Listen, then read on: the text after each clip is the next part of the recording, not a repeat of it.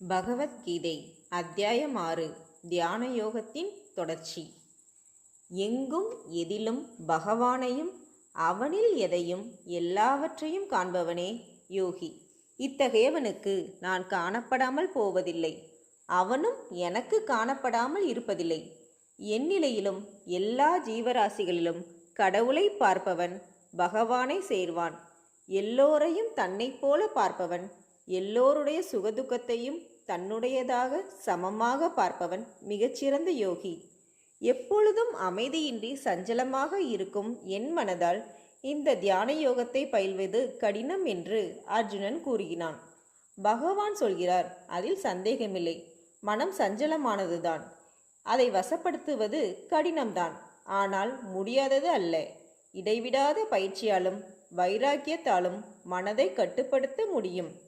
மரண தருவாயில் மனம் நழுவிய நிலையில் யோகத்தின் பயனை பகவானின் தரிசனத்தை பெறாமல் போனால் எந்த கதியை அடைகிறான்?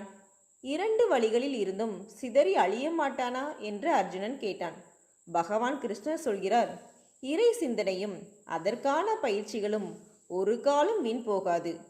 யோகத்தை தழுவி நின்றவன் மறுபடியும் நல்லொழுக்கம் உள்ள செல்வந்தர்கள் வீட்டில் பிறக்கிறான். வைராக்கியம் உள்ள அந்த யோக பிரச்சன் ஞானிகளுடன் பிறக்கிறான்.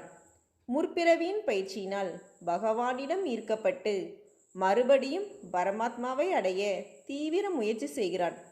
பல பிறவிகளில் ஏற்பட்ட மனப்பதிவுகளின் வலிமையால் இப்பிறவியில் அனைத்து பாவங்களும் நீங்க பெற்று உயர்ந்த நிலையை அடைகிறான்.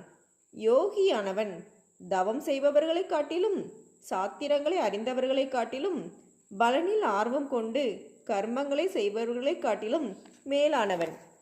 அனைத்து யோகிகளும் உள்ளத்தால் என்னிடம் ஈடுபட்டு மனத்தால் என்னை வழிபவனே எனக்கு இனியவன்.